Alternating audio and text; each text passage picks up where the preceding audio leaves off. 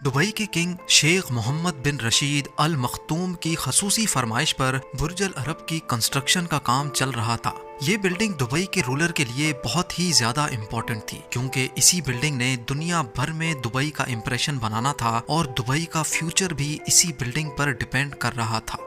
1053 feet ऊंचा दुनिया का सबसे ऊंचा होटल बनाने के लिए शेख मोहम्मद बिन रशीद ने दुबई के सारे खजाने भी खोल दिए थे। उनको पैसों की परवाह नहीं थी, लेकिन जो चीज उनको चाहिए थी उसको हर कीमत पर कंप्लीट करना बहुत ही ज्यादा जरूरी था। मसला ये नहीं था कि दुनिया का सबसे ऊंचा होटल बनाना है, बल्कि मसला था कि ये ऊंचा तरीन होटल पानी पर बनाना था। जी हाँ, कंस्ट्रक्शन टीम ने दिन रात एक करके दुबई के साहिल से 1300 फीट के फासले पर पत्थरों की मदद से पानी पे एक आइलैंड तो बना लिया, लेकिन जब वहाँ कंस्ट्रक्शन का काम होने ही वाला था तो एक ऐसा वाकया हुआ जिसने उनकी नींदें ही उड़ा दी।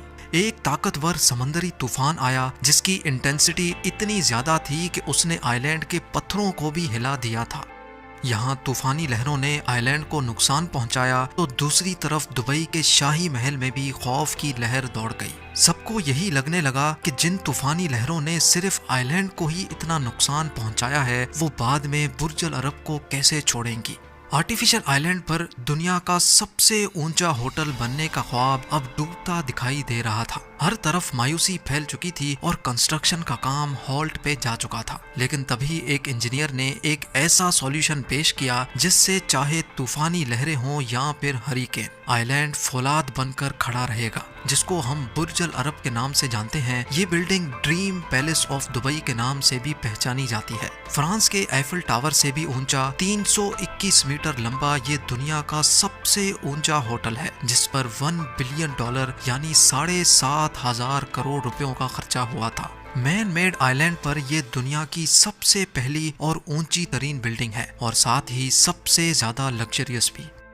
जिस होटल में सिर्फ एक रात गुजारने का रेंट ही 18 लाख रुपयों के बराबर हो, उस बिल्डिंग की शान और शौकत का अंदाजा लगाना आपके लिए मुश्किल नहीं होगा। लेकिन दुबई के रूलर के लिए बुर्ज अल अरब बनाने का फैसला काफी ज्यादा मुश्किल था। जी हाँ, 1950s में दुबई मछेरों का गढ़ हुआ करता था, लेकिन जब 1960s में दुबई से ऑयल निकलना शुरू हुआ तो दुबई के हालात कुछ बेहतर होने लगे। जहाँ उनको ऑयल निकलने की खुशी मिली, वहीं उनको एक बुरी खबर भी सुनाई गई। जियोलॉजिस्ट ने बताया कि दुबई से निकलने वाला तेल सिर्फ 2016 तक ही चल सकेगा, यानी दुबई के पास सिर्फ 2016 तक का टाइम था। उसके बाद उनके सर्वाइवल का कोई चारा नहीं था। शेख मोहम्मद बिन रशीद चाहते थे कि दुबई को एक टूरिस्ट स्पॉट बनाया जाए, लेकिन आखिर ये मुमकिन कैसे होता, क्योंकि उस वक्त दुबई के पास सिर्फ 3 एसेट्स थे, सन, सी और सैंड। भला इस कड़कती गर्मी में कोई क्यों दुबई आने वाला था। टूरिस्ट को अट्रैक्ट करने के लिए जरूरी था कि टूरिस्ट स्पॉट बनाया जाए, और यही वो स्पॉट था जिसका ख्वाब शेख मोहम्मद बिन रशीद ने देखा था। यानी दुबई के सहरा में एक ऐसा प्ले ग्राउंड बनाने का प्लान किया गया था जहां सिर्फ अमीरों को ही खेलने की परमिशन होगी। लेकिन ये सब इतना आसान होने वाला नहीं था। एक तो समंदर में ही 7 स्टार लग्जरी होटल बनाना था, और वो भी दुबई की कड़कती गर्मी में। इस प्रोजेक्ट में जो भी इंजीनियरिंग टीम हाथ डालेगी, ये बात तो तय थी कि उनको अपनी लिमिट्स क्रॉस करनी पड़ेंगी, और बिल्कुल ऐसा ही हुआ जैसा सोचा गया था। इंजीनियरिंग टीम को बुर्ज अल अरब की कंस्ट्रक्शन में ऐसे चैलेंजेस फेस करने पड़े जो उन्होंने इंजीनियरिंग की हिस्ट्री में कभी नहीं देखे थे। चैलेंज नंबर 1, सबसे पहला चैलेंज था शेख को इम्प्रेस करने का। यानी दुबई ये प्रोजेक्ट बनवाना तो चाहता था, लेकिन उसके लिए जरूरी था कि कोई ऐसा डिजाइन लेकर आए जो पहली नजर में ही शेख की आंखों में बस जाए। ब्रिटिश आर्किटेक्ट टॉम राइट और उसकी टीम ने यह मुश्किल काम अंजाम देने के लिए हामी तो भरी, पर उनके पास इतना एक्सपीरियंस नहीं था। टॉम राइट ने इससे पहले सिर्फ मामूली स्ट्रक्चर्स और स्कूल बिल्डिंग्स के डिजाइन बनाए थे, लेकिन बुर्ज अल अरब का डिजाइन बनाने के लिए उनको अपनी लिमिट्स भी क्रॉस करनी पड़ी। जी हाँ, वो ये डिजाइन इमेजिन करने के लिए यॉट में बैठकर साहिल से काफी दूर गए, और तब उन्होंने एक सेलिंग बोट को वहां से गुजरते हुए देखा। टॉम राइट का कहना था कि समंदर से देखने पर साहिल पर मौजूद सेलिंग बोट दूर से ही काफी यूनिक लुक दे रही थी, और यही वजह थी कि उन्होंने ये डिजाइन बनाकर शेख के सामने पेश किया। दुबई के रूलर ने जब ये डिजाइन देखा तो वो बहुत इम्प्रेस हुए और उसको फौरन अप्रूव कर लिया। Challenge number 2। टॉम राइट को शेख के ऑफिस से डिजाइन का अप्रूवल तो मिल चुका था और अब बारी थी काम स्टार्ट करने की।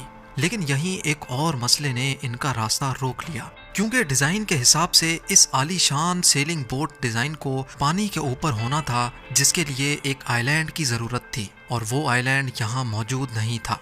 कंस्ट्रक्शन टीम अच्छी तरह जानती थी कि नया आइलैंड बनाने में कॉस्ट भी बढ़ेगी और बुर्ज अल अरब को समंदरी तूफान से खतरा भी होगा। लेकिन इससे भी बड़ा मसला ये था कि इनको 1050 फीट ऊंचा स्ट्रक्चर एक ऐसे आइलैंड पर बनाना था जिसको आज से पहले किसी ने बनाने की कोशिश भी नहीं की थी। 1995 की स्टार्टिंग में आइलैंड बनाने का काम स्टार्ट कर दिया गया। प्रोजेक्ट आर्किटेक्ट साइमन क्रिस्प इस प्रोजेक्ट को लीड कर रहे थे और इन्होंने साहिल समंदर से 1300 फीट दूर पानी के नीचे पत्थर डलवाना शुरू कर दिए। 5 महीनों की अनथक मेहनत के बाद इस आइलैंड की शक्ल सामने आने लगी। इस आइलैंड को अपने ऊपर 2 लाख टन वजन बर्दाश्त करना था, जो तकरीबन 50,000 एशियन एलिफेंट्स के वजन के बराबर बनता है। अभी आइलैंड पूरी तरह मुकम्मल ही नहीं हुआ था कि अचानक वही हुआ जिसका सबको डर लगा हुआ था। जी हाँ, अरेबियन सी में एक समंदरी तूफान ने ओमान और यूनाइटेड अरब एमिरेट्स को अपनी लपेट में ले लिया और साथ ही बुर्ज अल अरब के लिए बनाए गए आइलैंड को भी। खौफनाक समंदरी लहरों ने आइलैंड के पत्थरों को हिला दिया, जिसकी वजह से आइलैंड का एक हिस्सा भी टूट गया था। ये खबर दुबई के शाही महल में आग की तरह फैल गई। सबको यही लगने लगा कि जिन तूफानी लहरों ने सिर्फ आइलैंड को ही इतना नुकसान पहुंचाया है, वो बाद में बुर्ज अल अरब को कैसे छोड़ेंगी। 5 महीनों की मेहनत और लाखों डॉलर खर्च करने के बाद भी ये ख्वाब अधूरा ही रह जाने का डर था। ये मसला बुर्ज अल अरब की कंस्ट्रक्शन के दौरान खड़ा होने वाला इतना बड़ा मसला था कि इसकी वजह से पूरी कंस्ट्रक्शन का काम होल्ड पे आ गया था। लेकिन चंद महीनों के बाद आइलैंड इंजीनियर माइक मैक्नोलस ने एक आइडिया दिया। माइक का मानना था कि समंदर की लहरों को किसी भी सूरत रोक नहीं सकते, लेकिन उनका जोर हम जरूर कम कर सकते हैं। माइक ने ऐसे हॉलो कंक्रीट स्लैब्स तैयार किए जो आइलैंड की दीवारों पर लगाए जाएंगे। जैसे ही लहरों का पानी इन हॉलो स्लैब्स में घुसेगा तो वो आइलैंड के पत्थरों से टकराने के बजाय हॉलो स्लैब में ही गोल घूम जाएगा। माइक ने आइलैंड के एक 3D मॉडल पर हॉलो कंक्रीट स्लैब्स लगाए और आर्टिफिशियल लहरों से उनको टेस्ट भी करके दिखाया। हैरत अंगेज तौर पे आइलैंड की दीवारों पर लगने वाला जोर 50% तक कम हो चुका था। ये खबर मिलते ही कंस्ट्रक्शन टीम में एक बार फिर से जान आ गई।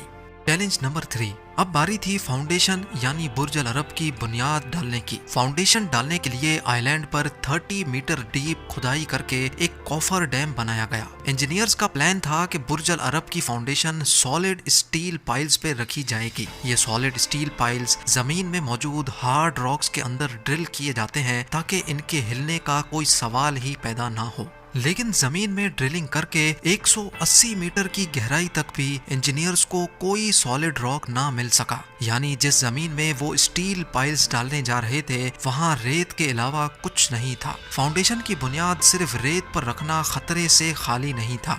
ज्योग्राफी के हिसाब से दुबई फॉल्ट लाइंस के काफी करीब है और अर्थक्वेक की सूरत में लाखों टन वजनी स्ट्रक्चर एक ही झटके में ढेर भी हो सकता है, क्योंकि जब जमीन हिलती है तो रेत के जर्रे कॉम्पैक्ट हो जाते हैं और ये कंडीशन खास तौर पे तब मजीद भयानक हो जाती है जब रेत के ऊपर कोई हैवी स्ट्रक्चर खड़ा हो। इस मसले से निपटने के लिए प्रोजेक्ट आर्किटेक्ट साइमन क्रिस्प ने एक आइडिया पेश किया। उनका कहना था कि अगर रेत में स्टील पाइल ठोका जाए तो एक वक्त के बाद वो अंदर जाना बंद कर देगा, क्योंकि जमीन के अंदर इसके गिर्द अब ऐसी रेत आ चुकी है जो ऑलरेडी कंप्रेस्ड है। यानी अर्थक्वेक से कंप्रेस्ड सैंड को कोई फर्क नहीं पड़ेगा। इस इफेक्ट को स्किन फ्रिक्शन इफेक्ट भी कहा जाता है। ड्रिलिंग टेस्ट करके चेक किया गया तो इंजीनियर्स को आइलैंड के नीचे कंप्रेस्ड सैंड मिल गई। बिना किसी इंतजार के 250 स्टील पाइल्स जमीन में डाल दिए गए। यानी पूरे बुर्ज अल अरब का लोड अब इन स्टील पाइल्स पे रखा जाना था। स्टील पाइल्स डालने के बाद कंक्रीट डालकर एक सॉलिड फाउंडेशन तैयार कर ली गई। नाजरीन, बुर्ज अल अरब की कंस्ट्रक्शन का काम बिल्कुल एंडिंग पे ही था जब दुबई के शेख ने फरमाइश की कि उनको इसमें एक ऐसा रेस्टोरेंट भी चाहिए जो हवा में ही फ्लोट करता दिखाई दे। ये फरमाइश इंजीनियर्स के गले आ गई, क्योंकि फ्लोटिंग रेस्टोरेंट बनाने के लिए पहले से ही उसकी सपोर्ट बनाना जरूरी था। शेख तो फरमाइश करके चले गए। अब ना ही आर्किटेक्ट्स को मना करने की हिम्मत थी और ना ही उनके पास कोई सॉल्यूशन था। آگے جو ہوا وہ آپ جان سکیں گے ویڈیو کے پارٹ 2 میں۔